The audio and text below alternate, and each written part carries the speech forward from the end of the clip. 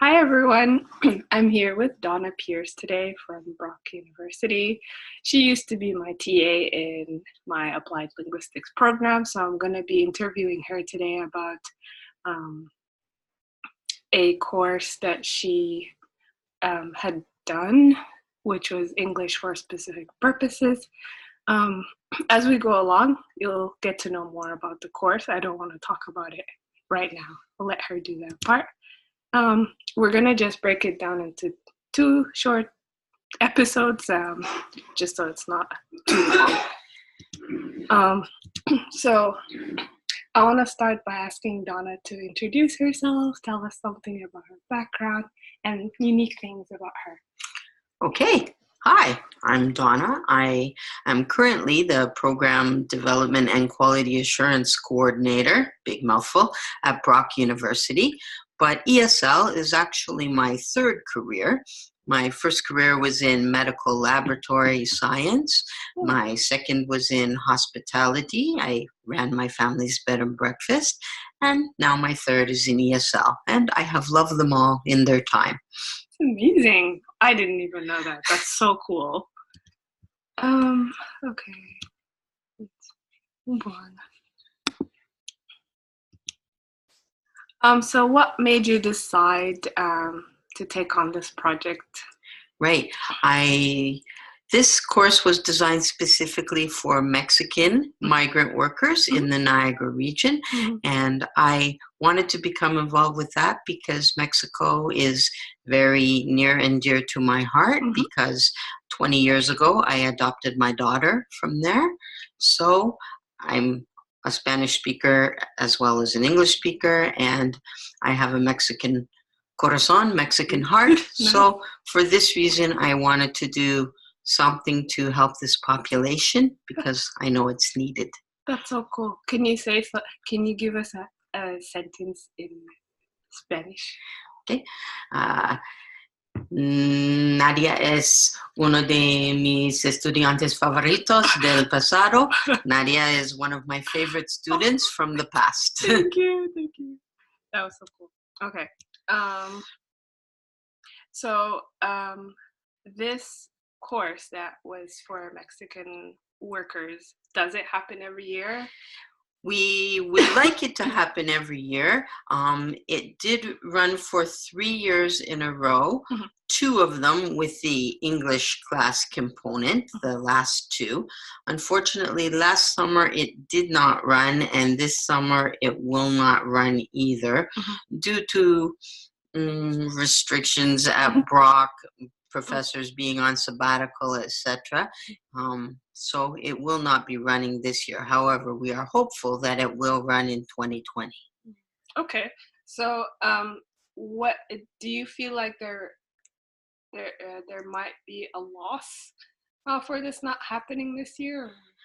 I feel it is a loss that it didn't run last year and this year because we were building a lot of good buzz, as they say. The classes were getting bigger and bigger. There's obviously a lot of demand for this from the Mexican migrant workers, but unfortunately, without the volunteer teachers who are Brock students from the outreach course, it's just not doable for us to do it. Okay. So, yeah, did this run in any other regions? I am not aware of that. The main regions that we have migrant workers are here in the Niagara Peninsula and then in Leamington, southwestern Ontario. There's a lot working on the various, tomatoes down there and different things, fruit in the Niagara region. I don't know whether they have any English lessons going for them. Certainly, they don't have this exact kind of course, which is designed especially for them. Okay, that's nice. Okay. So you mentioned tomatoes as one of the crops. Anything else that was specific? In this area, they work a lot with the tender fruits, so peaches, plums, strawberries, grapes, of course, because of our many vineyards. Some of the guys I was teaching work in greenhouses, so for cucumbers and different things like this. a lot of variety. Nice. So you mentioned in the poster that Caribbean workers have an advantage. Can you talk about that? Right. So these workers are here in Canada under the SOP program, the Seasonal Agricultural Workers Program. Mm-hmm. The two main groups coming are from the Caribbean and from Latin America, mainly Mexico. The advantage that the Caribbean workers have is that English is already their first language. Okay. So they are have a much easier time to integrate in the community, to do the things they need to do, such as shopping, the doctor, etc. Whereas the Latin American workers are disadvantaged in terms of language. Okay, interesting. Okay, let's talk about SOP. Any big issues you saw there? There are issues within the program itself. I'm not an expert on that, so I don't like to speak to that. The advantage of SOP is that it gives these workers a legal means to enter and work in Canada, which is much better than the situation in other countries, such as perhaps our neighbor to the south, where they are forced into working and undocumented and therefore open to being taken advantage of majorly. So in SOP, their basic rights and needs are protected, such as for accommodation, for healthcare, etc. However, that is not to say there's not a lot of room for improvement.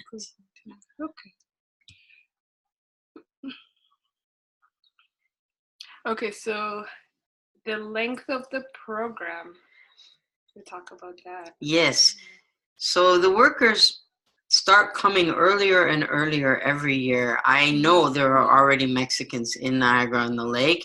Some come as early as February. They stay in Canada for varying lengths of time, but of course go back over the winter. This is one of the challenges in the program, in that you have people constantly arriving and leaving, so kind of constant intake. Class time, we have to go according to the workers' schedule. They work long hours, 10, 12 hours a day, 6, 7 days a week. For this reason, we have to take the classes to them. We do a little survey, see what time might work for them, because else it's futile to run a class that no one can come to. It does. It sounds like there's a lot of prep and background work to be done. You need to know your students and what their needs are. It's good that SOP is even, collaborating with us. Not from SOP. We went ourselves, just through Brock. But they're just here under SOP. But so SOP doesn't do anything? No support for us. Nothing. It's just that's where the students are coming from that program. Do they have a say in, like can they refuse to have the program, or? No, because we're running separate from them totally. Gotcha. Okay, so what do you think of that? I mean, it wouldn't be amazing if there could be intensive language instruction before arrival. However, the challenge with that is they're from all over, all different places. Mexico, a very big country, and they're from all over the place. So, in general, do you think it is a good idea for people to learn a language before they travel to the Definitely, it's better at least to know some basics. I mean, it seems like an easy solution for us, some kind of online teaching before they arrive, set that up. But again, the challenge with that will be many of them do not have computer access in the home country, and what seems easy and simple for us is not the same for others. Exactly, yeah, that's true. Not the same. If SOP would like to sponsor me to go to Mexico, I'm happy to do that. Okay, so do you think that companies can, look at this example and kind of offer their own ESP? I believe in terms of ESL, Yeah. occupation-specific language training is going to become huge in the future because we have many different groups coming, caregivers, nurses, different professionals. And yes, you need some general English, but in general, you don't need to sit and learn grammar for hours on end. You need to do what you need to do with the language. So let's design programs that help them to do that.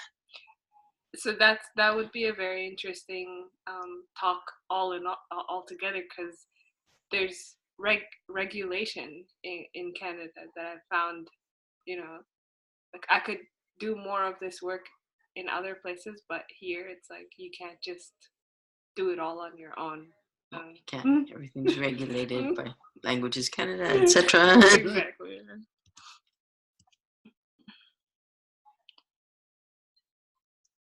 So do you think that, all these different methods and programs to learn language is a good thing, or is there one way to acquire? I definitely don't think there's one way. I think there are as many different ways as there are different students. And to know our students' needs, for me, that's what makes a good teacher, because everybody needs something a little different from you. And your job as a teacher is to find out what that is and respond to that the best way you can.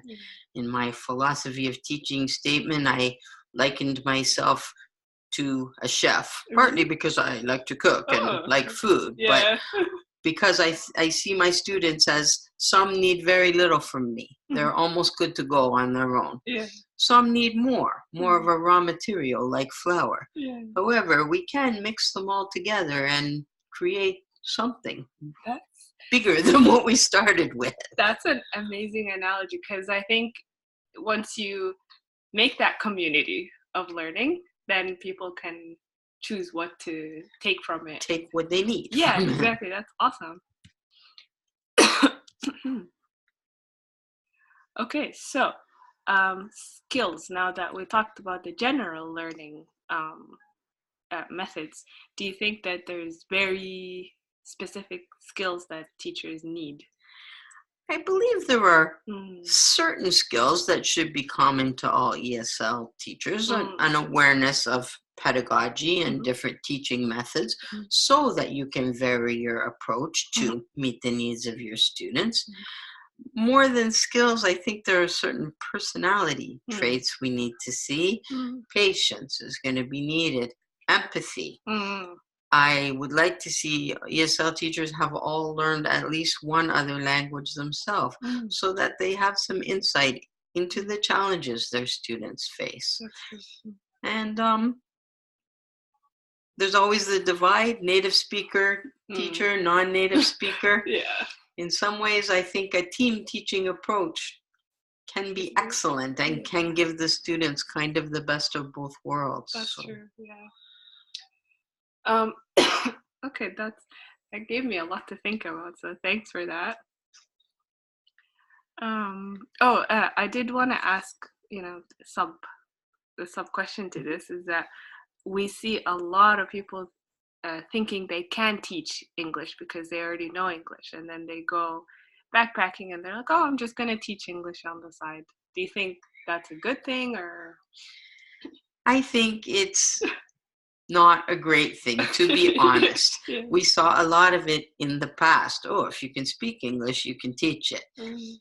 I studied for 4 years undergrad and a year graduate study on language acquisition, how people learn language and how to best support that. I mean, just because I can drive a car doesn't mean I should be a mechanic, you know? So, that's a good analogy, there's a lot to know about the language acquisition process that we really need to keep in our mind. Interesting. Okay, back to the course. So what were your objectives? So the objectives were for our Brock students to to do outreach into the Okay. community so they needed to do an online academic component where they did various readings and reflections, and then to do outreach with the migrant worker community, whether it was volunteering in the medical clinics, so those who were bilingual acted as translators.